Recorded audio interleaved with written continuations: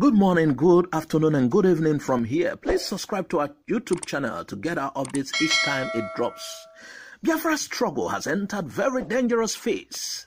Simon Ekpa, one of the disciples of Nnamdi Kanu, the IPOB's leader, has declared that the struggle for the actualization of Biafra is in its dangerous phase. Ekpa disclosed this through his official Facebook page.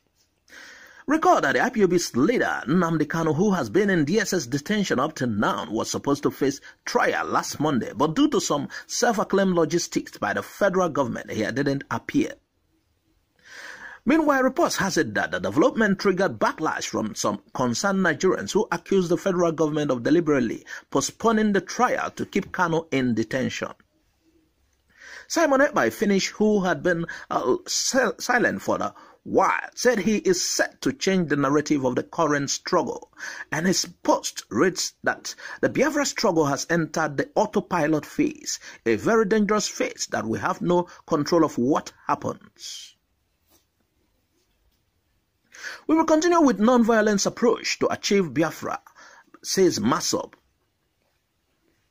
The leadership of BIM Masob, otherwise known as Biafra Internal Government, BIG, has restated its commitment that non-violent process for the achievement of self-determination for Biafra is legal and legitimate, and as such would continue with it. A statement issued by the Biafra Director of Information and Senior Special Assistant to the President of Media and Publicity,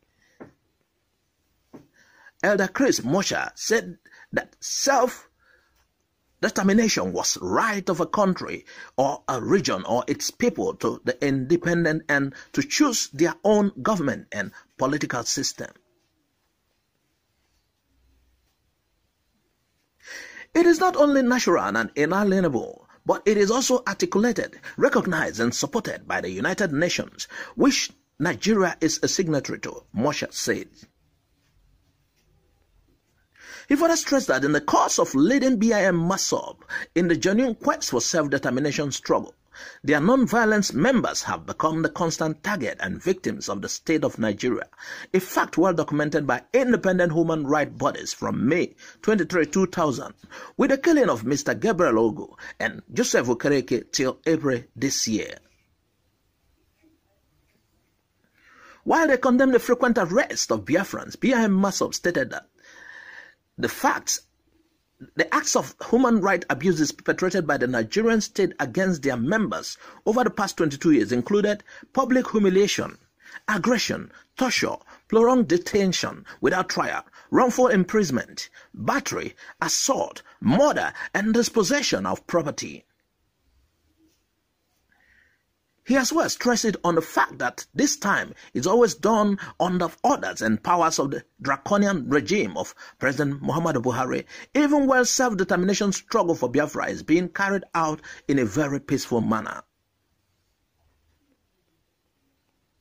It further pointed out that self-determination was the only thing standing between the exhausted people of Biafra, who are predominantly Christians, and their total annihilation, but by the state of Nigeria, adding that their commitment to actualizing Biafra as a sovereign state is firm and resolute. Asari says Biafra belongs to the Ijaw and not Igbos. It is no longer news that Dokubo and Kanu have been hauling insult at each other in recent times over control of the separatist Biafra movement. Well, the Niger Delta militant and leader of the Niger Delta People's Salvation Force, NDPSF, Asari Dokubo, has described Nnamdi Kanu as a tyrannical airhead. Meanwhile, Dokubo says on Arise TV, adding erroneously that Biafra has nothing to do with Igbos, that it was an Ijaw man by name Francis Opigo that coined Biafra and was the first to move a motion for Biafra Republic in 1960s. He stressed that they are the owners of Biafra, that Biafra is an Ijaw name, and the geographical location of Biafra is Ijaw and a little Oron and a little bit of Ibibio. He then claimed that the Biafra state that was declared in 1967 was not an Igbo state, rather Ijaw. He also criticized the leader of the indigenous people of Biafra, IPOB, for wanting to create an Igbo Biafra, adding that Kanu's Biafra struggle is tyrannical because it seeks to alienate persons of other regions like Islam. He then affirmed that he is not a Jew, he is not an Igbo man, adding that Biafra is not an Igbo territory, saying also that Nnamdi Kanu is empty in the head. Recall that in June, Dokubo called Kanu a criminal and conman, whereas Kanu reiterated and called him a fraudster.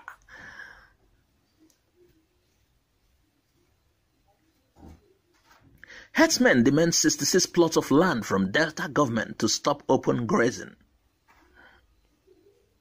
Delta State Cattle Dealers Association demanded 30,000 square meters of land in 25 local governments as designated area for cattle breeding ground and market. The association spoke in Asaba, the Delta State capital, during the public hearing on a bill for a law to provide for the regulation of livestock breeding, rearing and marketing, and prohibit open grazing and related matters in the state. The hearing, organized by Delta State House of Assembly Joint Committee on Special Bills and that of Agriculture and Natural Resources, had about 12 memoranda from the state government agencies and stakeholders in livestock business. The association's memorandum, signed by the chairman Alhaji Musa Chua, said that 5,000 square meters designated as grazing areas contained in the draft bill was grossly inadequate because of the facilities expected to be in the areas. Chua said at present the association maintains livestock cattle market in 7 towns in the state, adding that the smallest is situated on a parcel of land measuring about 4,500 square meters, while the biggest is about 7,000 square meters. This is only for the markets. Also, each market takes delivery of not less than 800 cattle every week. Our members hardly sell all their cattle at the market, hence the need to feed the cattle by grazing. With the intent of the draft of this bill being to ban open grazing, it's our respective view that to have cattle within enclosed grazing for purpose of ranching area will mean that a large space of area is needed for this purpose. While we acknowledge that 5,000 square meters mentioned in the section 8(2)(a) is only in the minimum, it is a modest view that even the minimum 5,000 square meters of land may not be best starting point.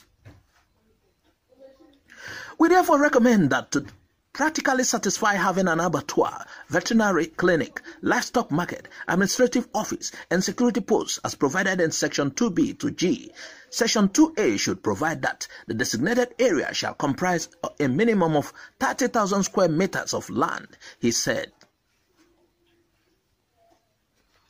The chairman of the Joint Committee, Mr. Pat Ajudia, said that the public hearing was to gather the inputs of the public, particularly major stakeholders in the making of the proposed law. Thanks for watching Igbo Area TV. Please subscribe to our YouTube channel. Also click the bell icon. Like our Facebook page. Join our Facebook group. Follow us on Twitter and Instagram. Bye for now.